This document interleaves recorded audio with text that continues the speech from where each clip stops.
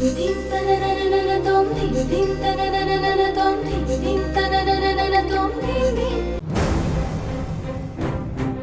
చిన్న meeting attend అవ్వాలి, దాని గురించి ఆలోచిస్తున్నాను. సరే నువ్వు వెళ్ళు, ఇప్పటికే లేట్ అయింది. సరే అంకుల్, ఉంటాను. ఆ గుప్తా అంకుల్ నంబర్ ట్రై చేయడం మాత్రం మర్చిపోకండి. షూర్.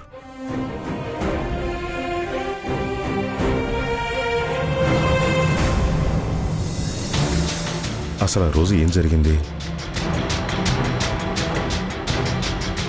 ఒకే రోజు ఫైర్ యాక్సిడెంట్ అవ్వటం, అందులోనే కరెక్ట్గా ఆ సాక్ష్యాలన్నీ తగలబడటం, అదే టైంలో ప్రతాప్ అక్కడికి వెళ్తుండగా యాక్సిడెంట్ అవ్వటం, ఇవన్నీ యాదృచ్ఛికమా? 2 ఇన్సిడెంట్స్ 1 సింగిల్ డే. ప్రతాప్ని అక్కడికి రప్పించింది ఎవరు? ఫ్యాక్టరీలో మంటలు పుట్టింది ఎలా? సాక్ష్యం ఉన్న ఫైల్ చోటే మంటలు ఎలా మొదలయ్యాయి? అంటే ఇదంతా ప్రీ ప్లాన్డా? పైగా ఆ రోజు నైట్ వాచ్మెన్ కూడా ఆ రోజు నుంచి కనపడడం లేదు. ఆ రోజు ఫ్యాక్టరీకి నిప్పంటుకుందని డైరెక్ట్గా ప్రతాప్కి కాల్ వచ్చింది. ప్రతాప్ నంబర్ నాకు, మల్లికకి, 2-3 మేనేజర్లకి తప్ప ఎవ్వరికి తెలిసే అవకాశం లేదు. ప్రతాప్కి యాక్సిడెంట్ అయ్యాకే నాకు కూడా కాల్ వచ్చింది. ఇదంతా ఎందుకో ఇంటర్లింక్డ్గా ఉన్నాయి. అప్పట్లో ప్రతాప్ను కోల్పోయిన బాధలో, పైగా కంపెనీ ఉన్న పొజిషన్లో మేము దీన్ని నోటీస్ చేయకుండా వదిలేసామా?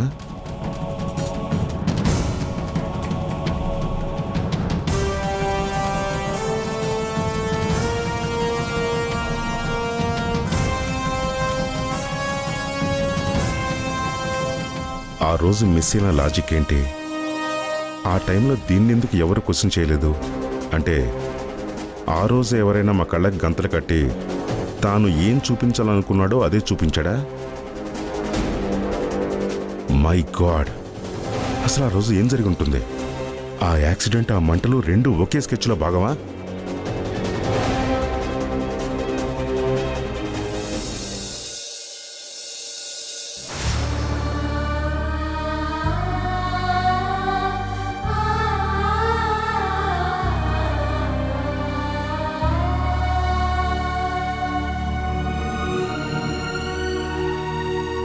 వసు, ఇంకా నిన్నటి గొడవ గురించి ఆలోచిస్తున్నావా? అమ్మ అడుగుతోంది, వసు ఏది, పొద్దుటి నుంచి కనిపించట్లేదు అని. రా వెళ్దాం. నేను రాను సార్.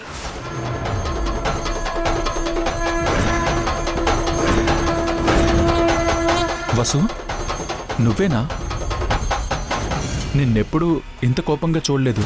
నేనెలా ఉండాలో కూడా మీరే నిర్ణయిస్తారా సార్?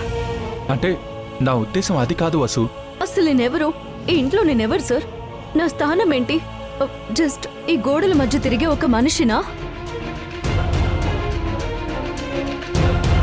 లేకపోతే నాకంటూ ఒక గుర్తింపు ఉందా? అదేం మాట వసు, నువ్వు ఇంటి మహారాణివి. అమ్మకి తన కడుపున పుట్టకపోయినా ప్రాణం ఇచ్చే కూతురువి. నాకు నువ్వు అమ్మలాంటి భార్యవి. నీ స్థానమేంటని ఆలోచన నీకింకెప్పుడు రానివ్వకు. మహారాణి ఎంత అందమైన పదం సార్, కానీ నాకైతే ఈ ఇంట్లో జీతం లేని పని మనిషినేమో అనిపిస్తుంది. కిరీటం పెట్టి మరీ బానిసని చేసినట్టుగా అనిపిస్తుంది. వసు ప్లీజ్ అలా మాట్లాడుకు. నా వల్ల నిన్న నువ్వు మాటలు పడ్డావు. ఈసారి నీకు మాట రానివ్వకుండా చూసుకునే బాధ్యత నాది. అమ్మకి మాటిచ్చాను వసు, అందుకే ఎదురు మాట్లాడలేకపోయాను.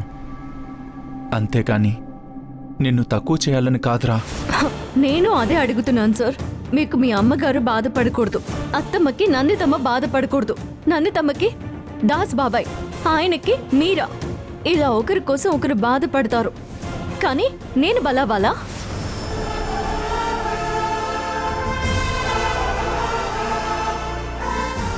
మరి వసుంధర కూడా బాధపడుతుంది అని, తనకి కూడా ఒక ఆత్మగౌరవం ఉంటుంది అని ఆలోచించే వాళ్ళు ఈ ఇంట్లో ఎవరూ లేరా?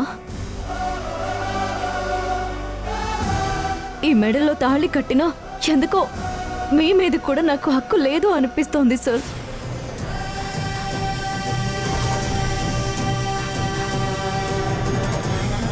ఇదంతా తలుచుకుంటే నా మీద నాకే జాలేస్తుంది. వసు, నన్ను క్షమించు. నువ్వు ఇంత ఇన్సెక్యూర్డ్గా ఫీల్ అవుతున్నావని నేను గుర్తించలేకపోయాను. నీ కళ్ళల్లో భయం, బాధ చూడటం నా వల్ల కావడం లేదు. వసు, ఇది నా తప్పే. నువ్వు అడగాల్సిన అవసరం ఇంకెప్పుడు రానివ్వను వసు, ఇంకెప్పుడు రానివ్వను. ప్లీజ్ వసు, నువ్వు అసలు అలా అనుకోకు ప్లీజ్.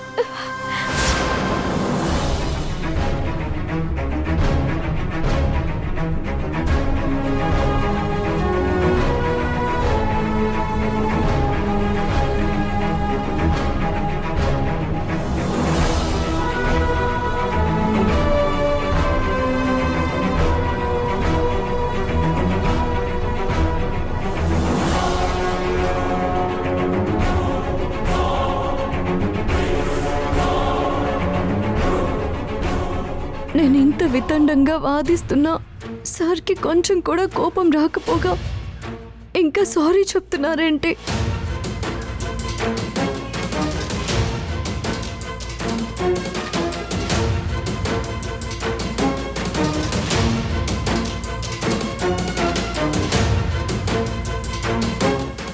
నన్ను క్షమించు వసు. నిజం చెప్పమంటావా? నువ్విలా నీ గురించి ఆలోచించటం నాకు చాలా సంతోషంగా ఉంది. ఇన్నాళ్ళు నువ్వు అందరి కోసం నిన్ను నువ్వు మర్చిపోయావు. కానీ ఇప్పుడు మొదటిసారి వసుంధర బయటికి వచ్చింది. అత్తమ్మ, అది నేను... ఓకే వసు, నువ్వు ఇంకేం చెప్పకు. నువ్వు ఇలాగే ఉండాలి. నీ వ్యక్తిత్వానికి విలువ దక్కడం లేదు అన్నప్పుడు ఇలా నేను నిలదీసి దక్కించుకోవాలి. అదే కరెక్ట్. ఇక మీదట నేను గాని ధ్రువ గాని ఏది మాట్లాడినా నీ ఆత్మగౌరవాన్ని దృష్టిలో పెట్టుకునే మాట్లాడతాం. నీ మాటకి ఇక నుంచి ఈ ఇంట్లో మొదటి స్థానం ఉంటుంది. సరేనా? నేనింకెప్పుడు ఆ తప్పు పని చేయను. అత్తమ్మ, మీరు నాకు సారీ చెప్పడం ఏంటి? నిజంగా మీ ప్రేమకి నేను అర్హురాలనా? అవును వసు, ఇక నుంచి నీ రూల్సే ఫాలో అవుతాను. నువ్వు ఏం చెప్తే అదే. నువ్వు మళ్ళీ నవ్వాలి వసు. ఇలాంటి బాధను నీ మనసులోకి అస్సలు రానివ్వను. మీరిద్దరూ ఇలా మాట్లాడకండి ప్లీజ్. అమ్మయ్యా, మా వసుందరికి కోపం తగ్గింది. ఇక నాకది చాలు.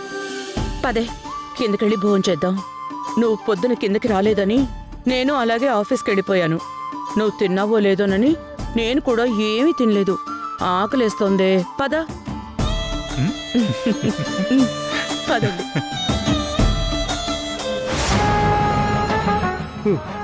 ఏం మనుషులరా బాబు వీళ్ళు. లోపల ఏదో ఒక మహాయుద్ధం జరుగుతుందనుకుంటే ముగ్గురు కలిసి మంగళహారతిలా మార్చేశారు. ఆ వసుంధర ఏమో అస్తిత్వం అనే పెద్ద పదం వాడింది. ఈ ధ్రువగాడేమో ప్రేమ అనే పాత మందు వేశాడు. ఈ మల్లిక ఏమో దానికి పశ్చాత్తాపం అనే పూత పూస్తోంది.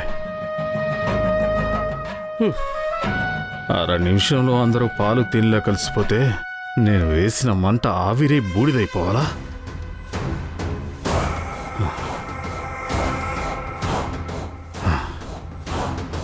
మీ అందరి మధ్య ప్రేమ అనే గోడ ఎంత ఎత్తు పెరిగితే అది పగలగొట్టినప్పుడు వచ్చే శబ్దం నాకంత కిక్కిస్తుంది. కానివ్వండి కానివ్వండి.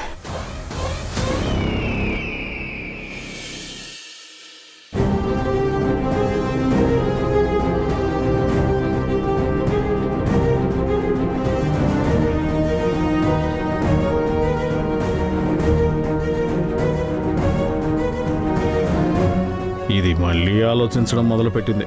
దీనికి నేను తీసుకున్న క్లాసు బయట మోటివేషనల్ క్లాస్ చెప్పబడును అని బోర్డు పెట్టుకునుంటే బోలెడు డబ్బులు సంపాదించేవాడిని.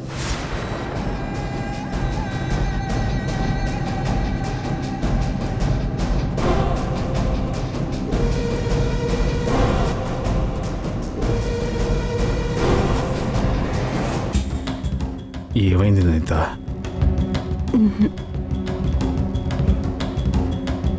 నా నందిత ఎప్పుడు ఎలా ఉంటుందో నాకు తెలీదా? ఏం నడుస్తుంది నీ మైండ్లో? వసుంధర గురించి దాస్. అడగ్గానే ఒప్పుకుంది. ఒక్క మాట కూడా ఎదురు మాట్లాడలేదు. అసలు నా భర్త నుంచి నన్ను దూరం వెళ్ళమంటానికి నువ్వెవరని అడిగితే నా దగ్గర సమాధానం లేదు కదా. కానీ నువ్వుంటే నా బిడ్డకి జీవితం లేదు అనగానే వెళ్ళిపోతానని ఒప్పుకుంది. నేనేం చేసి తన రుణం తీర్చుకోగలను దాస్?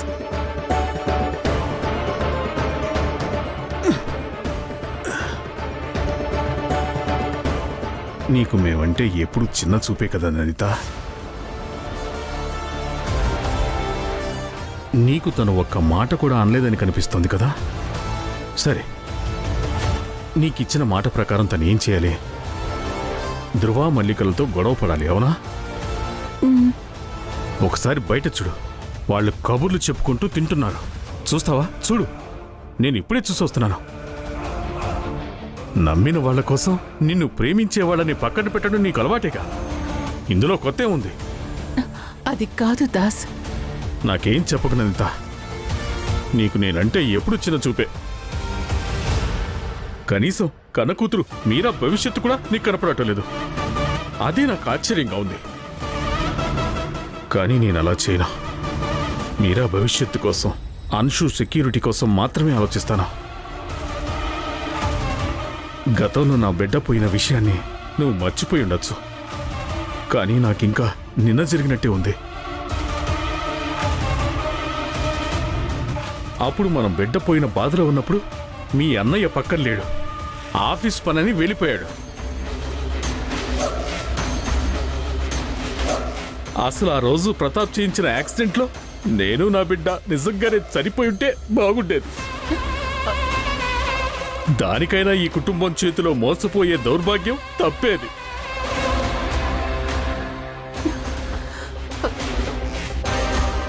నన్ను క్షమించు దాస్.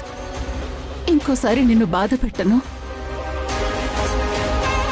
వసుంధర ఇంట్లోంచి వెళ్లే వరకు నేను మాట మార్చను. చూస్తూ ఉంటాను తప్ప దేనికి స్పందించను. వసుంధర వెళ్ళిపోతుంటే ఆపే ప్రయత్నం చేయను. నన్ను నమ్మండి. మీకు మాటిస్తున్నాను.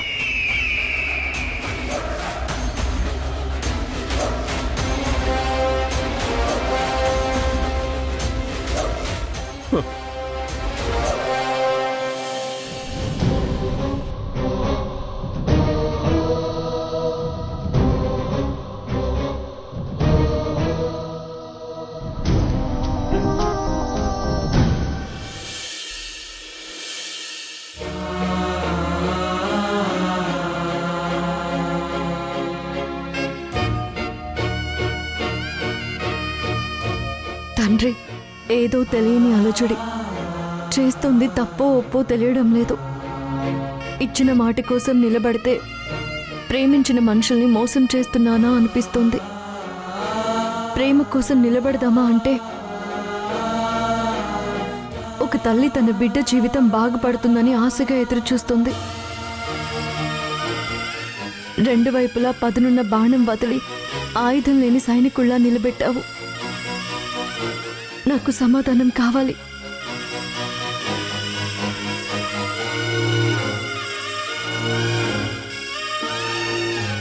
యుద్ధం.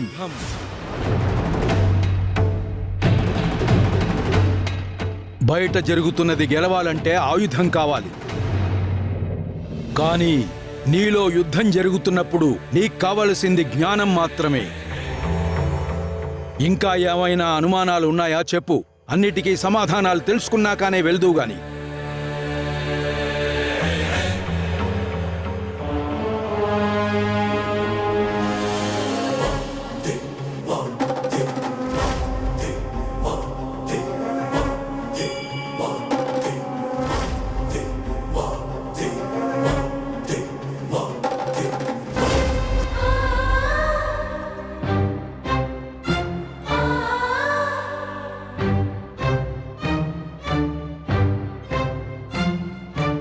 కూర్చో అమ్మా.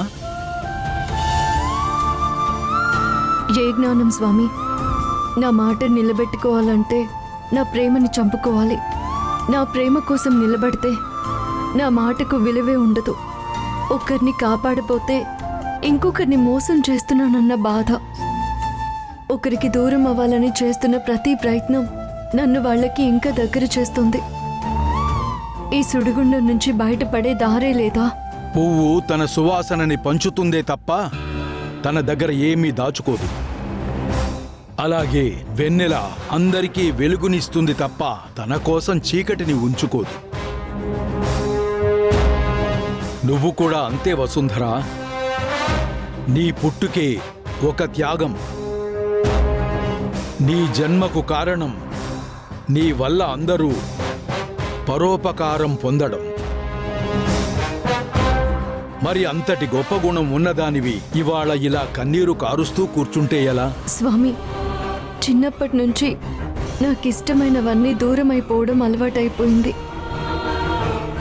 అప్పుడు చదువు, తర్వాత నాన్న, అలా ఇప్పుడు కాలం నన్ను మళ్ళీ ఒక పరీక్ష ముందు నిలబెట్టింది. నా ప్రాణం అనుకున్న దాన్ని వదులుకోమంటుంది. తీరం, దారి రెండూ కనుచూపు మేరలో కనపడ్డం లేదు స్వామి. తల్లి, ఒక సత్యం గుర్తుంచుకో. సముద్రం ఎన్నో నదులను తనలో కలుపుకున్నా తనెప్పుడూ నిండుగానే ఉంటుంది. అలాగే త్యాగం చేసే మనసు ఎప్పుడూ ఖాళీ అవదు. నువ్వు ఏదో కోల్పోతున్నాను అనుకుంటున్నావు కదా, దాన్ని నువ్వు వదులుకోవటం లేదు, నువ్వు విత్తు అవుతున్నావు. విత్తనం తన రూపాన్ని వదులుకొని మట్టిలో కలిసిపోతేనే కదా అది మహావృక్షమై 10 మందికి నీడను, ఫలాన్ని ఇచ్చేది. కానీ ఆ వృక్షం పెరిగేసరికి విత్తనం ఉండదు కదా. అర్థం కాలేదా? నీ జీవితం ఒక నది లాంటిది. నదికి గమ్యం ఉండదు, ప్రవాహం మాత్రమే ఉంటుంది. నది దారిలో పొలాలను పండిస్తుంది, దాహాన్ని తీరుస్తుంది, చివరికి సముద్రంలో కలిసి తన గుర్తింపునే వదులుకుంటుంది. కానీ ఆ ప్రయాణంలో అది సృష్టించిన జీవం ఎప్పటికీ నిలిచే ఉంటుంది. నువ్వు తీసుకున్న నిర్ణయంలాగే. ఎందుకంటే దానిలో నీ స్వార్థం లేదు. నీ నిర్ణయం వెనుక ఒకరి ఆశలు ఉన్నాయి. ఒకటి కావాలంటే ఇంకొకటి వదులుకోవాలనేది లోకరీతి. కానీ నువ్వు వదులుకునేది నీకు ప్రాణప్రదమైన వస్తువు కావచ్చు. కానీ నువ్వు పొందేది పుణ్యం, ఆశీర్వాదం. నా మనసుకి తెలుసు స్వామి, ఇది చేయడం నా బాధ్యత అని. కానీ నాలోని మమకారం నన్ను మళ్ళీ అయోమయంలోకి నెట్టేస్తుంది. మమకారం అనేది మాయ, ధర్మం అనేది సత్యం. మమకారం నిన్ను ఒక కుటుంబానికో ఒక వ్యక్తికో పరిమితం చేస్తుంది. కానీ ధర్మం నిన్ను ఈ జగత్తుకే అమ్మను చేస్తుంది. వసుంధర అంటేనే భూమి. భూమి తనను తాను తవ్వుకుంటున్నా ఆ బాధను భరిస్తూ అందరికీ అన్నం పెడుతుంది. నువ్వు నీ పేరుకి సార్థకత చేకూర్చుకునే సమయమిది. వెళ్ళు తల్లి, వెళ్ళి నిర్ణయం తీసుకో. నువ్వు తీసుకునే ఈ అడుగు వల్ల నీ చుట్టూ ఉన్నవాళ్ళు సుఖంగా ఉంటారు. ఒక యోగి తన దేహాన్ని త్యాగం చేసి లోకాన్నే కాపాడినట్టు నువ్వు నీ ఇష్టాన్ని త్యాగం చేసి నీ వాళ్లను కాపాడు. ప్రపంచంలో అన్నీ తిరిగొస్తాయి గాని ఒకరికి మేలు చేసే అవకాశం మళ్ళీ ఎప్పటికీ రాదు.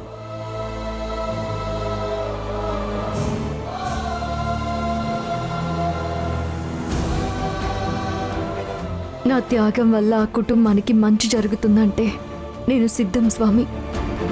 నాకు నా సంతోషం ముఖ్యం కాదు, నా చుట్టూ ఉన్న వాళ్ళ సంతోషమే నా విజయం. అదే అసలైన జ్ఞానం. నీ మనసులో భారాన్ని ఇక్కడే వదిలేయి. నువ్వు ఒంటరిదానివి కాదు. నీ మంచితనమే నీకు శ్రీరామ రక్ష, నీకు రక్షణ కవచం. నీ త్యాగం వృధా పోదు. రాబోయే కాలం నీ గురించి గొప్పగా చెప్పుకుంటుంది. ధైర్యంగా అడుగు ముందుకు వెయ్యి.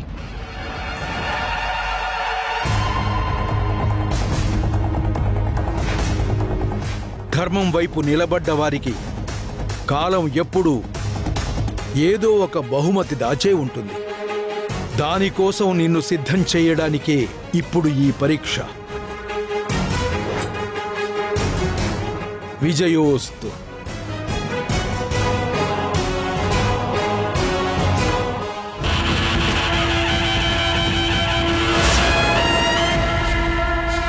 వసుంధర సెల్ఫీ కాంటెస్ట్ విజేత మే 8 విజేత జి శారదాదేవి జీడిమెట్ల. బహుమతి అందిస్తున్నవారు తుమ్మిడి బ్రదర్స్, విశాఖపట్నం. నా మనసులో నీ స్థానం ఎప్పటికీ మారదు. నువ్వే నా భార్యవి. ఏం చేసుకోను సార్ ఆ మనసుని? మీ బుద్ధి ఎప్పుడూ అక్కడే ఆగిపోయింది సార్. ఇప్పుడేంటి, నేను మీతో ఒంటరిగా వచ్చి మీ అవసరం తీర్చాలా? దానికోసమేనా మీరు ఎప్పటి నుంచో చూస్తుంది? ఇంకెంత దిగజారిపోతారు సార్?